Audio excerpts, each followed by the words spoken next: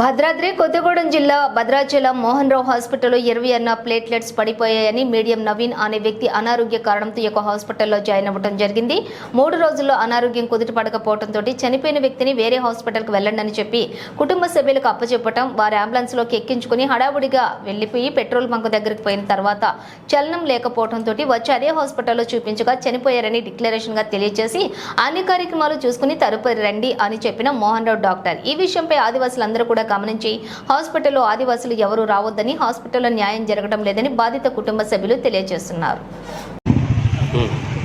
మాది తోపిడం, అనుగురు మండలం తోపిడం, మీడియం నరేష్. అయితే మేము మా తమ్ముడిని హాస్పిటల్లో చేర్పించాం. ఫస్ట్ గవర్నమెంటే చేర్పిస్తే అక్కడ ప్లేట్లెట్స్ పడిపోయాయని చెప్పారు. చెప్తే ఎమర్జెన్సీ అని ఇక్కడ తీసుకొచ్చాము.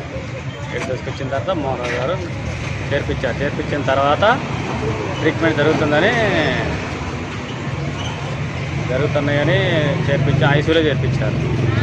ఐసీయూలో ట్రీట్మెంట్ జరుగుతుంది. అయితే ఎమర్జెన్సీ అని ఇప్పుడు చేరి 4 రోజులు అవుతుంది. 4 రోజుల తర్వాత మళ్ళీ ఏమన్నారు, ఎమర్జెన్సీ హైదరాబాద్ రాశారు. హైదరాబాద్ తీసుకెళ్ళమని చెప్పారు. చెప్పి ఈరోజు అంటే 4 రోజుల తర్వాత ఈరోజు అయితే మేము వచ్చేసరికి ఐసీయూలోనే ఉన్నారు. మేము ఆల్రెడీ డిశ్చార్జ్ అవ్వాలని డాక్టర్ గారు కూడా చెప్పారు. అయితే మేము అంబులెన్స్ మాట్లాడి ఇచ్చి బయటకు వచ్చి తీసుకొచ్చిన తర్వాత వాళ్ళు హడావుడి చేసి మా చేతులు డబ్బులు కట్టించుకొని తర్వాత మాకు చనిపోయిన వ్యక్తినే అంబులెన్స్లో ఎక్కించడం జరిగింది. మేము హడావుడిలో ఉన్నాం కాబట్టి మేము చూసుకోలేదు. మేము భద్రాచలం పెట్రోల్ కొట్టించుకునే టైంలో చూసుకొని మళ్ళీ చెక్ చేయించుకుందామని ఇక్కడికి వచ్చిన తర్వాత తెలిసింది.